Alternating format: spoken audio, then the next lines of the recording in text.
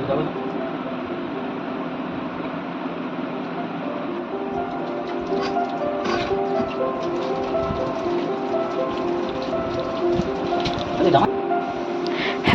Friends, welcome to my new another blog.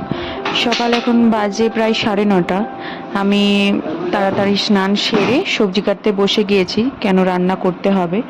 তো ওইদিকে হচ্ছে বর হচ্ছে রুমগুলোকে পরিষ্কার করছে।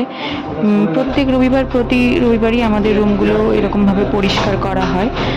যেহেতু একটু জায়গাগুলো ছোট, তো পরিষ্কার না করলে গ্যাঞ্জাম হয়ে থাকে যেন, তাই প্রত্যেক রবিবারই রুমগুলো পরিষ্কার করা হয়। তো বর রুম পরিষ্কার করছিল, তো বাবা বলল আমি একটু হেল্প করে দিচ্ছি।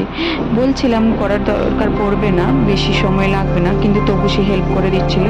যাই হোক, ওইদিকে দুজনে পরিষ্কার করছিল আর আমি এদিকে রান্নাবান্না শুরু করে দিয়েছি। আর কালকে একাদশী, তাই আজকে নিরামিষ রান্না হচ্ছে, কারণ বাবা একাদশী করে। আর একাদশীর আগের দিনে বাবা নিরামিষ রান্নাটাই খায়, তো সেই জন্যই নিরামিষ রান্নাবান্না করে।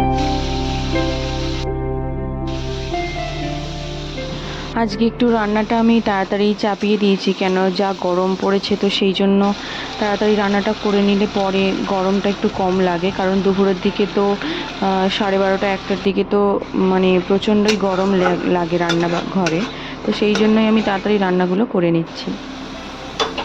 আজকে দুপুরের জন্য আমি রান্না করছি পটল আলুর তরকারি আর রাইস হচ্ছে সাথে, আর বানাচ্ছি হচ্ছে ফুলকপি মাশরুম দিয়ে একটা তরকারি, যেটা আমি নিজের মতো করেই বানাচ্ছি।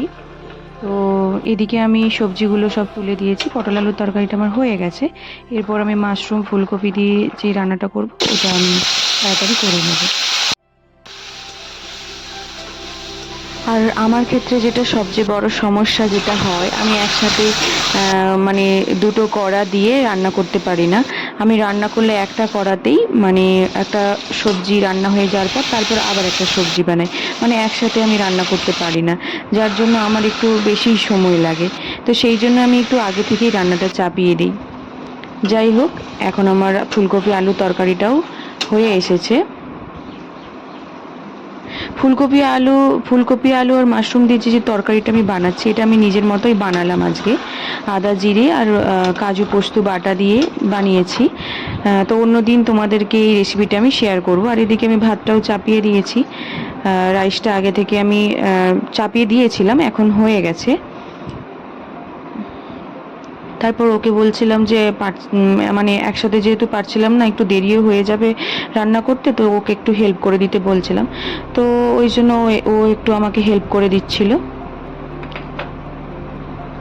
তারপরে ভাতের হাঁড়িটা যেহেতু একটু চালটা বেশি নিয়েছি, সন্ধেবেলার জন্য একটু রাখবো বলে, তো সেই জন্য ও ভাতটা ফ্যান গড়িয়ে দিচ্ছিল, আমি পারছিলাম না, বারবার হাতে পড়ে যাচ্ছে। ফ্যান গড়াতে এতটা অসুবিধে হয় না, জানি না কেন আজকে খুব অসুবিধে হচ্ছে, হয়তো চালটা বেশির জন্যই।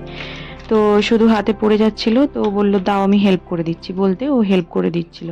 তো ও তো এমনিতেও রাইস ভালো বানায়, তো আমি বললাম সেই যখন হেল্প করছো তো রাইসটা তুমিই বানিয়ে দাও। তো সেই জন্য ও রাইসটা বানাচ্ছে, আর আমি সবজিগুলোকে, রাইসের যে সবজি হয় সেগুলোকে আমি আগে থেকেই ভেজে রেখেছিলাম।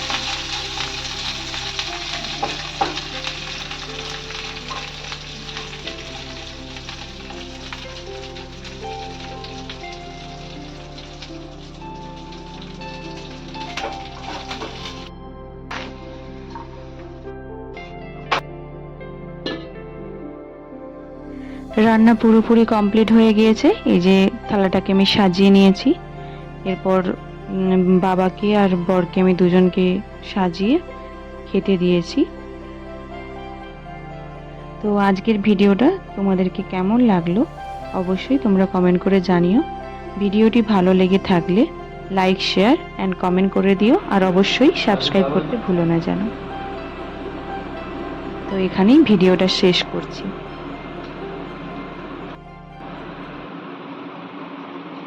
সবাইকে টাটা।